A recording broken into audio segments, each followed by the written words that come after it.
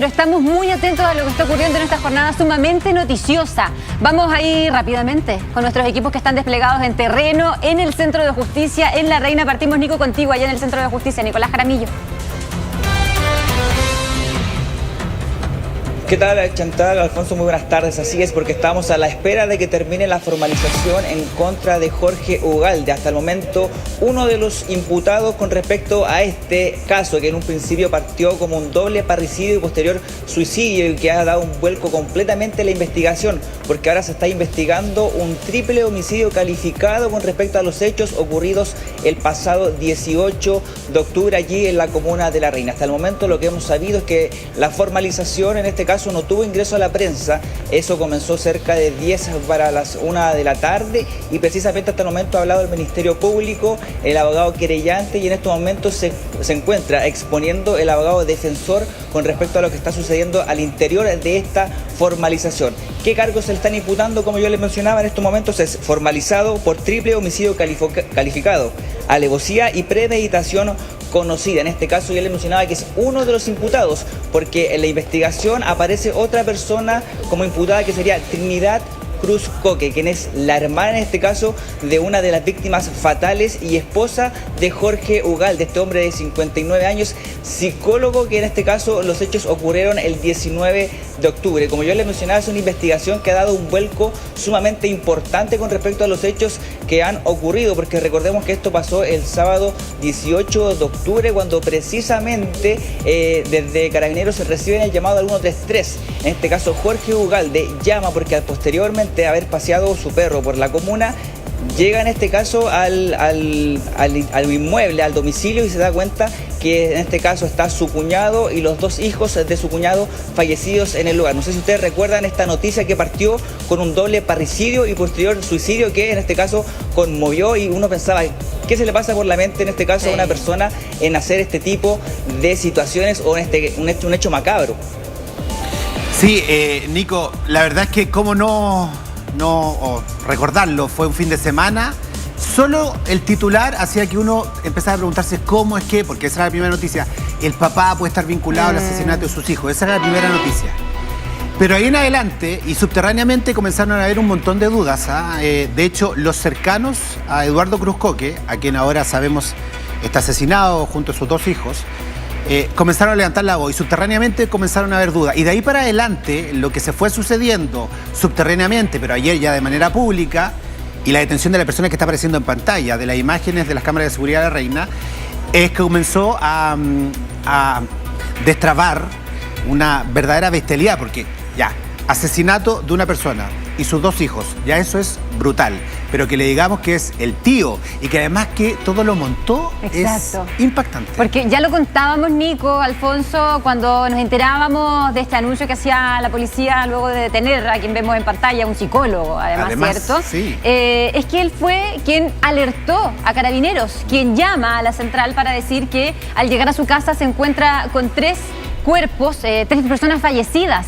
Indican dónde están, de qué manera los encuentra, y finalmente con el paso de los días, prácticamente 2 semanas, un poquitito más, nos enteramos de esta información, y con el paso de las horas hemos ido conociendo nuevos antecedentes que dan cuenta de la preparación que este hombre habría organizado, orquestado, ¿cierto?, para cometer este triple homicidio y para, de alguna manera, también intentar que se viera como que aquí hubo un robo, cosa que hemos ido descartando en la medida que avanzan las horas. Nico, yo no sé si tienes retorno de video, pero te cuento que estamos dando cuenta de las imágenes de las cámaras de seguridad de la comuna de La Reina.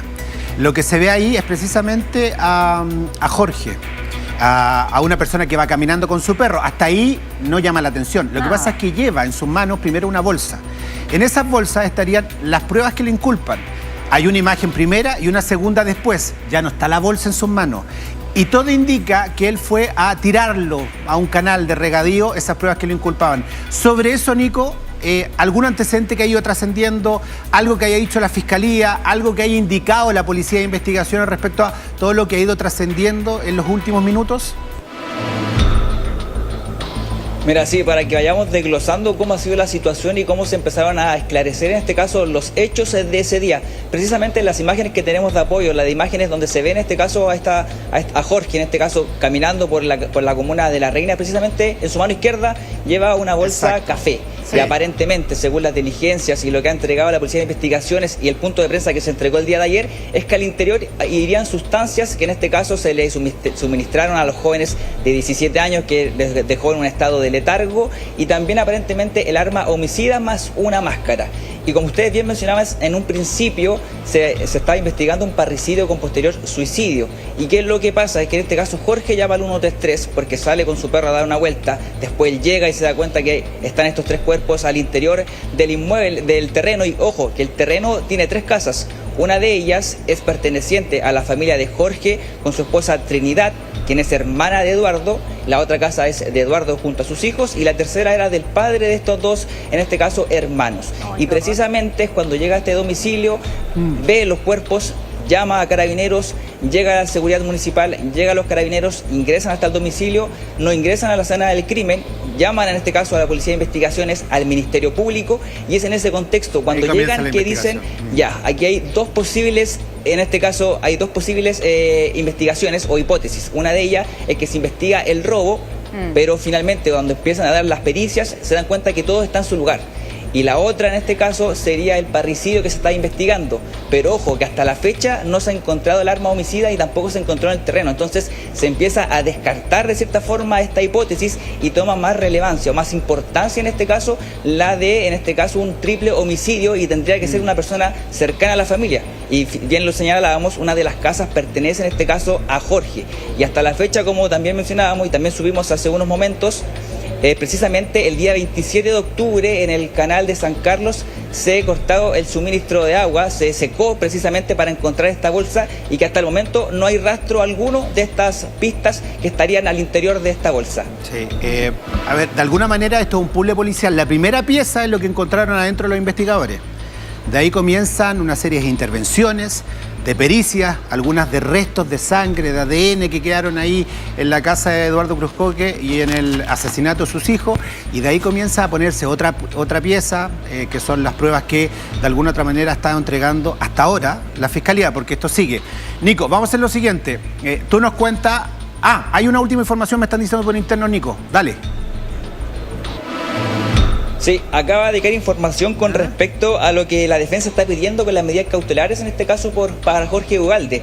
Y dice que en este caso está pidiendo arresto domiciliario total, pensando que en un principio la Fiscalía pidió la prisión preventiva. Así que ¿qué es lo que se ha señalado hasta el momento? Es que señala que no se ha planteado en la Fiscalía o no se ajusta a los hechos. El imputado no tiene antecedentes penales. Esas serían las excusas o los argumentos que está entregando el abogado defensor para pedir la medida cautelar de arresto domiciliario total, en este caso para Jorge Ugalde, uno de los imputados en este terrible y macabro homicidio que ocurrió allí en la comuna de La Reina. Y hasta ahora digo, único formalizado, entendemos que una hora, un poquitito más debiera extenderse esa audiencia, y vamos a tener entonces la certeza de la cautelar. Nico, y retomamos el contacto contigo porque queremos ir ahora hasta la comuna de La Reina, en donde ocurre este horrible triple homicidio. Cristian de Medici está allá, nos va a contar del entorno, del sector, de esta familia que compartía un terreno que se ha presumido podría haber sido una de las motivaciones para este crimen, ¿no? Cristian, ¿cómo estás?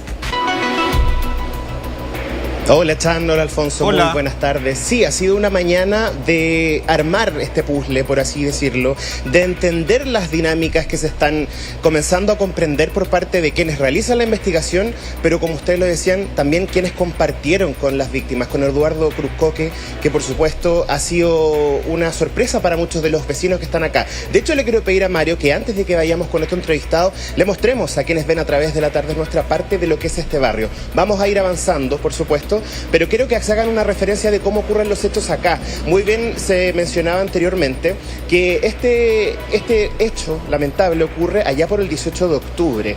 Se comienza entonces a tejer las primeras diligencias investigativas para tener claridad de lo que iba a ocurrir, pero lisa y llanamente se comenzaba a descartar ya la teoría del suicidio, es decir, del parricidio y posterior suicidio, por principalmente no solo las primeras pericias que realizaban los, por ejemplo, policías policías de investigaciones, sino por la declaración de algunos vecinos, la declaración de quienes habían compartido con ellos previamente en esta calle. Nosotros estamos en la intersección de Monseñor Rafael Edwards y La Cañada, donde justamente también hemos conversado con muchas personas que nos decían la misma declaración que dijeron allá por el 18 de octubre. No podían creer que Eduardo realizara este tipo de situaciones, no creían que hubiese sido el autor de este parricidio, o incluso muchos amigos que han conversado no solo con nosotros, sino con diversos medios de prensa, señalan de que obviamente no creían la hipótesis que luego después ya fue desechada porque primero tenemos el primer antecedente que efectivamente se logra con el cotejo de todas las cámaras que hay en este lugar. Ya lo podemos ver en el dron ahí. La primera antecedente que se tenía es entender cuál es el móvil que se podía comenzar a hablar. Pero antes de que le comience a explicar, por supuesto, quiero que terminemos de mostrar el barrio Calle de la Reina, un barrio muy tranquilo, un barrio donde Eduardo había llegado ya hace varias décadas, donde había tenido la posibilidad de conversar con muchos locatarios, muchos vecinos. ¿Y por qué ya se comienza a hablar de móvil? Porque todo esto está en base a contradicciones, Alfonso, contradicciones que por supuesto nosotros ya hemos dado cuenta y que vamos a seguir detallando. Lo escucho. Sí, como esta noticia se viene siguiendo, ayer estábamos terminando la tarde nuestra y contábamos en la detención, se ha ido desglosando desde ayer. Y lo que hemos visto ahí de los vecinos que tú seguramente has tenido la posibilidad de conversar, de que están conmocionados. Imagínense uno que está lejos, que comienza a investigar esto, que comienza a contar la noticia, a contarle a usted. La verdad es que los detalles hacen que uno, bueno, la verdad es que se sorprenda, le conmueva. Bueno, imagínense quienes han vivido con ellos, quienes vieron a estos gemelos, quienes conversaron con Eduardo, quienes vieron a Jorge, y después tienen que empezar como ellos a entrelazar esta historia. Es una comunidad cristiana que está absolutamente convencionada. Mire, quiero que ponga atención a lo siguiente, porque vamos a mostrar acá en nuestro video wall el lugar del que estamos hablando. Ayer, Santi, en algún momento lo conversábamos, una de las fuentes que están ligadas a la investigación hablaba que era una larga propiedad, aquí se ve clarito, ¿no? En donde en una parte está el imputado, Jorge, y al medio, Eduardo. Y para todos los casos tienen que pasar, circular por dentro sin ningún problema, y tienen un tope las casas, digamos. En el fondo se comunican internamente. Exacto, en esta propiedad. están comunicadas, tienen una leve división, podríamos decirlo de alguna manera, y es uno de los móviles, ¿cierto? Que se ha dicho que podría haber motivado o llevado a este hombre al crimen, a este triple crimen. Un terreno de alguna manera en disputa que quería que vendieran, lo que nos hemos enterado también nosotros, es que Eduardo se resistía a esta venta, y es allí en donde probablemente él aparece como la persona que está dificultando acceder al dinero que se podría obtener por esta venta en un terreno en la comuna de La Reina, un terreno extenso que sin duda estaba muy bien monetizado. Sí, y de las cosas que han trascendido también, vamos a ver qué pasa en la audiencia, pero por ejemplo, cuando Jorge llama a Carabineros, da una serie de descripciones. Es que acabo de encontrar el cuerpo en la terraza, están los niños en otra parte, evidentemente que los detalles son súper escabrosos, pero él da cuenta en el relato con mucha seriedad y también a esta altura con una sangre fría que solo tienen asesinos en serie, básicamente, de decir lo que estaba pasando, pero como desdoblándose, o sea, tomando distancia de lo que la Fiscalía le está imputando. Y cuando vemos este mapa que le estábamos mostrando, es que entendemos que él conocía perfectamente el terreno. Sí, él estaba acá y circulaba habitualmente por el lugar, y acá está la casa de Eduardo Cruzco, que acá encontraron a él, a sus hijitos, digamos. Y la verdad es que ahí uno va entendiendo la familiaridad del imputado con la víctima y sus hijos, adolescentes, 17 años. 17 años, que estaban en ese fin de semana con él. Sí. Es verdad, estábamos también conversando y hemos insistido en eso, ¿no? En que todos quienes lo conocen, Cristian, conocieron a Eduardo, decían que era imposible que él hubiese cometido este parricidio, porque él vivía y se desvivía al mismo tiempo por sus hijos, sus gemelos, sus mellizos. ¿Qué es lo que has podido conversar allí? ¿Cómo reciben hoy día? Ya lo decíamos, unas 2 semanas después, esta nueva información que se conoce y que él también habría sido una persona asesinada. Ha sido bastante intenso, Chanti, no solo compartir con quienes lo conocieron, quienes incluso lo vieron comprarse una bebida, venir al sastre. Nosotros estamos literalmente a la vuelta. Es cosa de, así calcular al ojo, 40 metros de la casa donde ocurren estos hechos. Y también, por ejemplo, le quiero pedir a Mario que mostremos, mientras les doy un poquito de contexto, antes de que conversemos con nuestro entrevistado, don Guillermo Ibáñez. Don Guillermo, que es un personaje icónico acá del barrio y que nos va a dar la ayuda para entender esto de los móviles. ¿Y por qué hablamos de los móviles? Porque primero, en base a puras no concordancias, es decir, cosas que no le hacían parecer a la Policía de Investigaciones, es que se logra determinar por qué habrían ocurrido estos hechos. Y para eso hay que remontarnos al año 2014, cuando la familia de Eduardo Cruzcoque padre, Madrid, que fallece en el año 2017, pero antes habría creado una sociedad que sería la dueña del patrimonio, que está evaluado en más de 1.000 millones de pesos. Ese sería eventualmente el interés que daría origen a esta principal línea investigativa. Y yo le quiero preguntar, don Guillermo, lo que hemos estado conversando, al parecer se descarta lisa y llanamente, no solo por parte de ustedes los vecinos, sino que también de la investigación, que haya sido un parricidio con posterior suicidio. ¿Usted qué le causa, como alguien que conoció por más de 20 años a Eduardo, el escuchar primero la noticia del 18 de octubre y ver este vuelco que tiene ahora? Bueno, nosotros estamos todos los vecinos conmocionados por la noticia, por el vuelco sobre todo. Pero yo conocí bastante a Eduardo y era una persona muy pacífica, muy buen vecino. A veces andaba por aquí paseándose en bicicleta y era una persona que vivió muchos años acá, porque está criado y nacido aquí en este sector. Chan, Alfonso, los quiero sumar también a la conversación. Llama algo la atención no solo del nivel de cercanía que quizás logró Eduardo acá, sino la sorpresa para muchas personas de las circunstancias en las que se ocurren los hechos, la declaración que realiza él, porque recordemos que había comentado de que había salido a pasear a su perro, pero ahí lo que ya habíamos analizado, que posteriormente tira una bolsa, esto es parte de la investigación, está siendo formalizado. Y también le quería preguntar cómo analiza lo que está ocurriendo ahora, no solo con los vecinos, sino con el mismo formalizado que está en el Centro de Justicia, que va a ser imputado por este homicidio.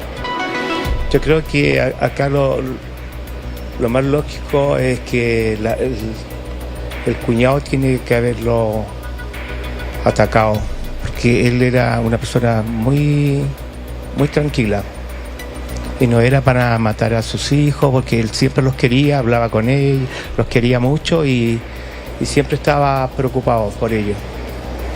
Guillermo, ¿cómo está? Le saluda Alfonso Concha, gracias por la entrevista y ayudando a entender un poquito lo que pasa con la comunidad. En las imágenes de la detención de Jorge vemos una persona que está impertérrita, no se mueve. De hecho es sorprendida en su casa, en su cama, es detenido y no hay ningún gesto que... ahí están las imágenes de la detención. No hay ningún gesto que muestre arrepentimiento, reacción a lo que está pasando. Culpa. Como que no le pasa nada.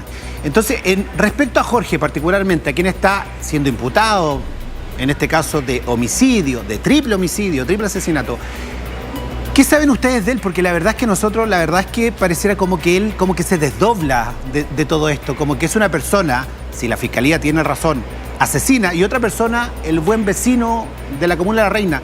Ustedes, Guillermo, ¿qué saben de él? ¿Cómo nos podrían describir a Jorge? Bueno, Jorge era una persona también tranquila, muchas veces vino a mi negocio, conversábamos y era una persona normal. Normalmente en las tardes yo siempre lo veía haciendo ejercicio, siempre andaba con zapatillas, short y también en bicicleta, pero era un ciudadano como cualquiera de la comuna. ¿Y hace cuánto más o menos, Guillermo, él había llegado, Jorge, a vivir aquí? Porque entendemos que es un terreno familiar. Es su señora, es Trinidad, la hermana de Eduardo, la que compone la familia propietaria del terreno. ¿Cómo era Trinidad? ¿Qué sabían de ellos dos, de esta relación del matrimonio o de la relación de todos quienes finalmente compartían ese terreno? La pareja imputada siempre se veía bien, siempre andaban juntos, unidos, como andaban comprando, a todas partes andaban unidos, como un buen matrimonio. Ya. Sí. Y Eduardo también, pues siempre yo lo veía con su señora, andaba caminando por acá, hasta que hace como 2 o 3 meses atrás que me encontré con la señora de él y me dijo que estaban divorciados, pero ella estaba, que seguían siendo muy buenos amigos. Ya, los padres de estos 2 hermanos también lamentablemente asesinados. ¿Y usted escuchó o en el barrio se comentó respecto de alguna posibilidad o ánimos de vender ese terreno? ¿Alguien quería venderlo? ¿Se supo allí? No, nunca escuché a nadie que quisiera vender, que estaba en venta, nada. Ahora, Guillermo, sobre los hermanos, Sí. Eduardo y Trinidad, ¿era una buena relación? ¿Lo que ustedes veían al menos como vecinos? Sí, tenían una buena relación, pero nunca se veían juntos, nada de eso. Ya. Cada uno andaba con su pareja, pero ellos juntos no. Ahora, Guillermo, mire, usted comprenderá que, lo decíamos al principio, ¿no? A todo lo que nos ha pasado es que primero conocemos el titular, luego conocemos los detalles. En esos detalles aparece Jorge, aparece Eduardo, sus hijitos asesinados, aparece Trinidad. Y eso nosotros, todo a distancia, que estamos informando, Cristian conversando con usted, nosotros como departamento de prensa, en fin, como que es, la verdad, irreproducible los detalles que uno se imagina, porque si esto se montó, si Eduardo se preocupó de armar todo esto, ¿qué resta para los vecinos? Ustedes, cuando ya saben estos antecedentes, ¿qué les va pasando a ustedes? ¿Qué han conversado entre ustedes? Yo me imagino saliendo de la casa a tratar de averiguar más detalles respecto a lo que está pasando en ese barrio. Claro, todos los vecinos quedamos como en estado de pánico porque los 2 eran muy buenos vecinos. Nunca pensamos que iba a ocurrir lo que pasó.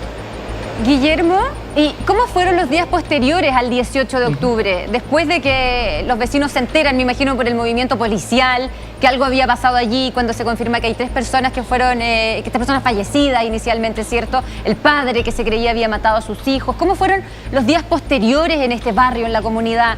Le pregunto, por ejemplo, en algo tan común, ¿no? Como entregarle el pésame a esa hermana que había perdido a su hijo. ¿Cómo fueron esos días? ¿Cómo los vieron a ellos? Estaba toda la gente conmovida con lo que había ocurrido, pero estaba todo el mundo muy triste. ¿Pero a ellos se les vio? Por lo ocurrido. ¿Al matrimonio, a Trinidad? No sé.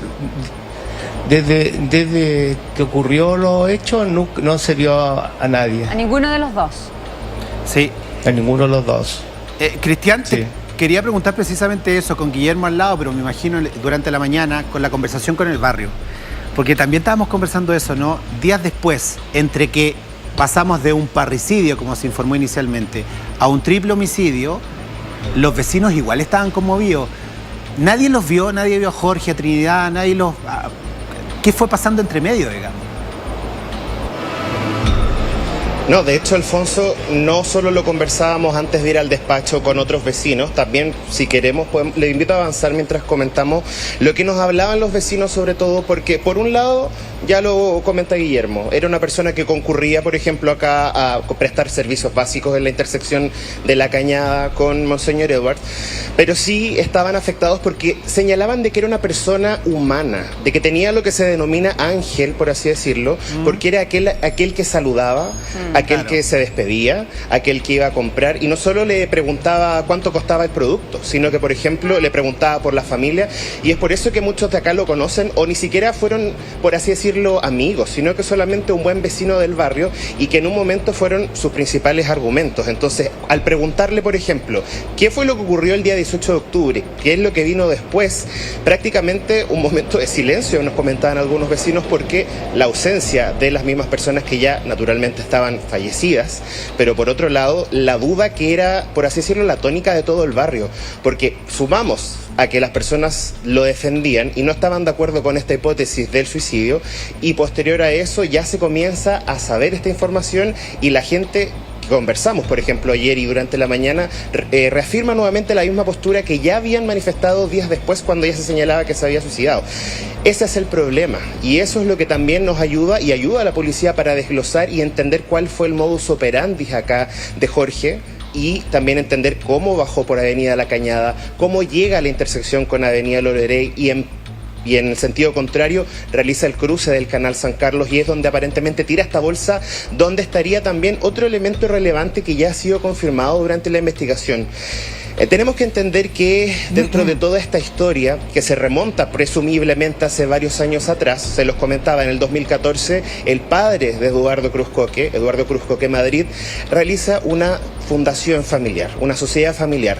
Posterior a eso, lamentablemente, en el año 2017, Eduardo Cruz Coque padre fallece, y en el año 2022, la madre de Trinidad y de Eduardo Cruz Coque también fallece. Posteriormente a eso, quienes se hacen cargo de realizar toda la posesión efectiva y todos los trámites legales, como también eventualmente tener mayor control de todo el patrimonio, es el matrimonio de Jorge con la hermana de Eduardo, Jorge y Trinidad. Y es ahí donde ya la Fiscalía y por supuesto todas las investigaciones comienzan a entender y la no concordancia con el mismo relato, porque él había señalado, primero, que él llamó al 133 a dar la noticia de que había encontrado acá el cuerpo de los familiares fallecidos, pero posterior a eso señalaba que había ido a pasear al perro. Lo habían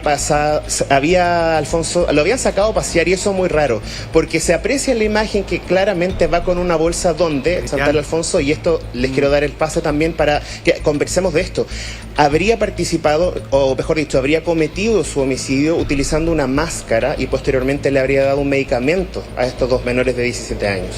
Sí, mira, yo creo que toda persona que ha tenido algún tipo de cercanía con la historia se hace un montón de preguntas. Esa imagen que usted está viendo en pantalla, a mí me pasa que digo, ¿en qué va pensando?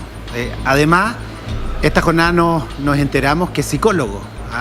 Uno supone, desde el prejuicio, porque no tiene por qué ser así, que ellos tienen un control mental diferente por profesión al resto de las personas. Pero lo cierto es que él va tranquilito, caminando, y si la cronología que ha trascendido, que tiene el Ministerio Público, es real, él ya en ese momento cometió el asesinato. En esas imágenes que usted está viendo en pantalla, él ya lo hizo. ¿Qué irá pensando? ¿Qué pasa por su cabeza? Suele ocurrir también que en este tipo de casos policiales hay huellas que va dejando. Bueno, esas huellas que dejó son las cámaras de seguridad que nos están mostrando. Entonces, hay tantas cosas que solo por el hecho de ir sabiendo a esta altura, como que conmueven, llaman la atención. Y está el tema de la máscara, además. Alcancé a ver en esa imagen que decía arriba 17:33 minutos, que es la hora en la que está dando este paseo al perro, como él cuenta también en la llamada telefónica, cierto, que entendemos se hizo a las 19 horas, cuando él regresa a su casa y dice encontrarse con esta horrible escena. Lo que sabemos, se ha hablado de alevosía, de premeditación, al menos que esto estuvo planificado, porque él ideó ir hasta un centro comercial, hasta un molchino, y comprar una máscara que ocupó para ingresar a la casa. Se hizo también de medicamentos que le permitieran bajar la voluntad o reducir la voluntad, la posibilidad de reacción de los dos hermanos, a quienes les dio una pastilla que luego les impidió tener cualquier tipo de reacción, ¿cierto? Sí. Cuando él procede a quitarles la vida. El concepto que nos han hecho llegar es de sumisión. Sí. Que él ocupó estos medicamentos, lo que sea, digamos, para someter a los gemelos, a estos adolescentes de 17 años. Dejarlos sin voluntad. Exactamente. Y ese concepto, de nuevo, es tan potente como la imagen que estamos viendo en pantalla, como el relato tuyo, Cristian, como lo que nos están diciendo los vecinos. En el fondo, es un puzzle policial que seguramente vamos a terminar de construir hoy día, pero que estamos lejos de entender, Cristian. Y hay además, perdóname, Cristian, dentro de las compras, un arma cortopunzante y una pistola que no tenemos claro si es de fogueo o es de juguete, pero que en apariencia luce muy parecida a una real. Y volviendo a estas compras que él organizó, está la máscara, que sin duda ha sido un elemento con el que le entró a la casa, ¿no? Es un elemento importante porque se presume, y lo vemos ahí en las imágenes, que dentro de esa bolsa de papel reciclable, que es la que posteriormente tira, estaría el arma involucrada, que todavía no ha sido encontrada, esta pistola, que se presume que sería de fogueo, y finalmente lo que ustedes hablaban, la máscara. De hecho, nosotros con el equipo de La Tarde es Nuestra estuvimos durante la mañana recopilando la información y siguiendo los pasos que previamente al 18 de octubre habría tenido Jorge. Porque él se dedicó a planear, obviamente con premeditación, todo esto, y uno de los pasos que realizó fue ir a un supermercado muy cerca acá, desde el barrio en La Reina, en Príncipe de Gales, donde compró en un mall chino esta máscara de Halloween, con la cual posteriormente ingresa a esta vivienda. Ustedes lo comentaban, le entrega estas drogas de sumisión a estos dos menores de 17 años para posteriormente asfixiarlos, y es de ahí teníamos, por supuesto, la comprobación de que fue atacado con esta herida cortopulsante. Tenemos más vecinos que nos van a ayudar a entender todo este puzzle policial, para entender también cuál habría sido no solo, obviamente, la motivación que llevó a Jorge a cometer esta terrible situación, pero así también hacer un análisis de lo que está ocurriendo, Alfonso. Sí, es que en tu relato estábamos justo mostrando hace poquito una imagen subjetiva, decimos nosotros, que es básicamente la cercanía a este mall chino. ¿Qué encontraste? ¿Qué te dijeron? Ahí está, esa imagen es precisamente, así llegó Jorge al lugar, así llegó a comprar, quizás qué cosa estaba pensando, pero lo cierto es que ahí ya tenía, según el Ministerio Público, la planificación suficiente para decir: tengo que hacerme de cosas, tengo que comprar una máscara, tengo que hacer pasar de alguna manera este asesinato como otra cosa, en su mente, porque la verdad es que a esta altura no lo logró. Pero en la conversación ahí, cuando llegaste a ese mall chino, ¿qué te decían? ¿Te comentaron algo? ¿Sabían de la historia? A lo mejor se enteraron por ti de que de alguna u otra manera están involucrados en todo este hecho policial. Sí, tenemos ahí unos datitos que podemos consignar, porque primera instancia llegamos en la mañana, pudimos conversar con uno de los reponedores de este local y fuera de cámaras le mostramos naturalmente la imagen del detenido, de Jorge, que ya está dando vueltas a todo el país, y ellos por un lado se habían enterado de la lamentable noticia, pero por otra parte sí recordaban que esa persona había comprado una máscara que presumiblemente, hablamos de presumiblemente porque no podemos confirmarlo, pero se tendría indicios de que sería de una máscara como de chimpancé, una especie de mono. Sí. Naturalmente en Halloween, en temporadas de Halloween, cualquier persona puede comprar una máscara así, pero no cualquiera pensaría que iba para cometer un ilícito de esa naturaleza. Entonces ahí también cuando ya la Policía de Investigaciones y también la Fiscalía comienza a hilar fino, comienza a entender que primero Eduardo no se había autoinfligido las heridas. En segunda instancia, no coincidía el relato que había realizado primero Jorge con lo que posteriormente las cámaras de vigilancia corroboran, donde ahí lo vemos caminar naturalmente, como se dice, como Pedro por su casa, quizás pensando qué cosa, y con una completa naturalidad, porque si coincidimos las horas, ya tendríamos ahí el dato de que él habría cometido el ilícito y posterior a eso va a lanzarlo. Exacto. Entonces, claro, sumamos todos esos antecedentes, más el historial familiar que existe por el interés en el patrimonio, que como se los comentaba, es de más de 1.000 millones de pesos, 2 departamentos en el centro, y acá las imágenes que mostrábamos en el dron, el lugar está dividido en un loteo de 3 casas, una de arriendo, una de Eduardo y la otra de Jorge. Entonces, Alfonso, nos llama también la atención, por otra parte, el nivel, por un lado, de tranquilidad que él tuvo hasta el minuto que fue detenido, y que se contrapone también con la planificación, me imagino. Absolutamente, y eso es lo que no deja de sorprendernos, ya lo comentábamos, cuando entra la policía para detenerlo y está acostado, como si nada, cuando llama a Carabineros también para alertar de esta escena del crimen en la que se encuentra al llegar a su casa, en una de las viviendas contiguas a la de él. Y te quería preguntar respecto de este lugar, de este centro comercial de chino, en donde él va a comprar la máscara. ¿Cuán cerca o distante está de la casa que él habita? Pensando en que si es que un recorrido que pudo haber hecho a pie, si es que tuvo que realizarlo en auto, ya que lo veíamos también en estas vueltas o paseos que se daba con su perro. Mira, presumimos que evidentemente lo puede haber realizado en vehículo, si quiere realizar la compra tanto del arma de fogueo como de la máscara, y también considerando que yo me atrevería a decir, sin ser un experto en metraje, que por lo menos estamos a 2 o 3 kilómetros del supermercado. Ya. El supermercado que alberga este mall chino está en la intersección de Príncipe de Gales con Carlos Silva Vildósola, por ahí, cerca de la intersección de esas calles. No tengo la certeza si se juntan, pero de ahí a La Cañada con Monseñor Edwards, donde estamos y hemos conversado con las personas, yo me atrevería a decir de que sí fue en vehículo, y para, posterior a eso, preparar todo el modus operandi que lo iba a hacer. Y por eso, y Alfonso, también los quiero invitar a conversar con otra de las vecinas acá, locatarias que está a la vuelta del lugar de los hechos. Y, por supuesto, también ha conversado durante toda la mañana con nosotros. Primero, para que la conozcan. ¿Su nombre, estimada? Stephanie. Doña Stephanie, Primero, preguntarle quiero apelar a lo emocional, naturalmente, de una noticia que se supo en un comienzo que había sido de una forma, pero terminó siendo de otra. ¿Cómo lo toma usted como vecina, como locataria, que probablemente no era su mejor amiga, pero sí lo conocía, sí lo vio? Sí, lo veíamos pasar frecuentemente para acá por el sector. Tenía un perrito amoroso, que ya lo tiene, que generalmente venía, lo acariciábamos, pero él, una persona muy amable. No tengo nada que decir en contra de él, o sea, de que fuera una persona, algo que uno dijera era extraño, no.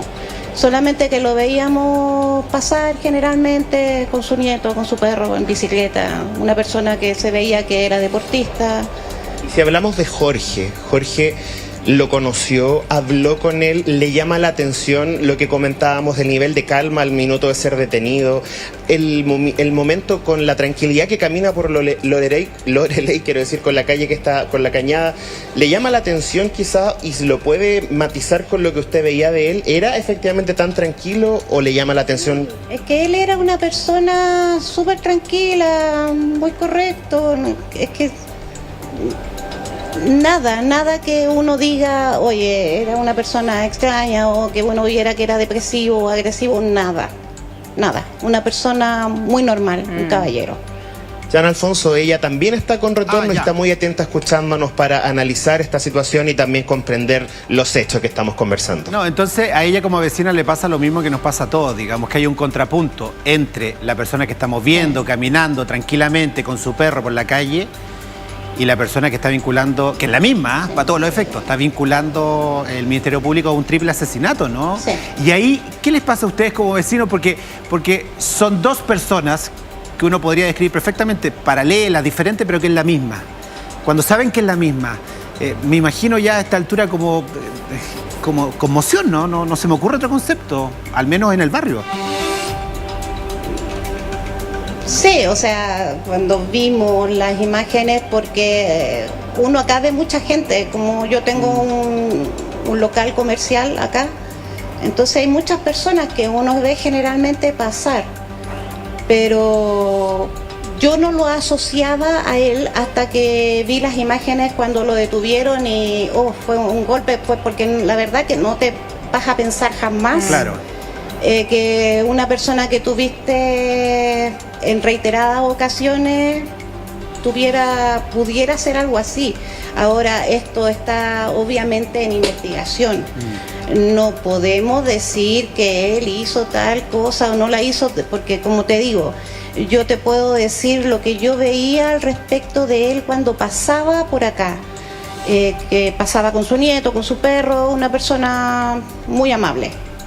Ya, vamos a pedirle, Cristian, que nos esperen unos minutitos. Queremos revisar también lo que está pasando en el Centro de Justicia. Volvemos de inmediato con usted. Y antes de eso, Alfonso, tú tenés algo para nosotros. Sí, 3 de la tarde con 13 minutos. Saludar a nuestros auspiciadores. En WOM, el compromiso es conectar a todo Chile. Por eso hoy llegan más lejos que nunca. Para estar más juntos, más motivados y conectando a más comunidades. Porque seguimos más WOM que nunca. Chanti. Nos vamos ahora sí, Nicolás Jaramillo está en el Centro de Justicia, lo decíamos, siguiendo esta audiencia de formalización de quien es hasta ahora el único detenido e imputado también como presunto responsable de los 3 homicidios ocurridos en La Reina el 18 de octubre. Nico, te escuchamos.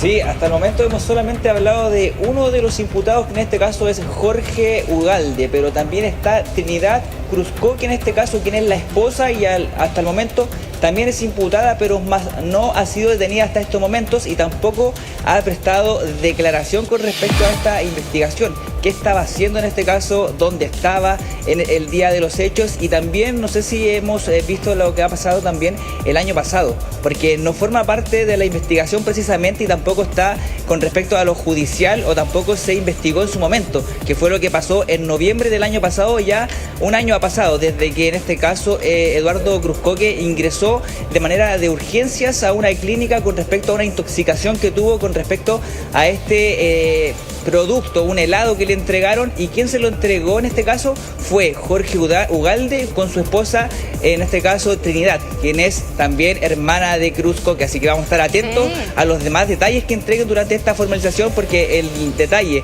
la imputación que se le va a hacer a lo mejor durante las próximas jornadas a Trinidad también es clave para esclarecer qué fue lo que sucedió y cuál fue el motivo que llevó a este caso a que se llevara a cabo este triple homicidio allí en la comuna de La Reina. De lo que tú nos cuentas de esta intoxicación sabemos que no hay denuncia, pero sin duda, y entendiendo ahora que hubo también un esfuerzo por adormecer a sus víctimas, toma mayor relevancia e interés. Vamos a profundizar en ello a la vuelta de esta pausa.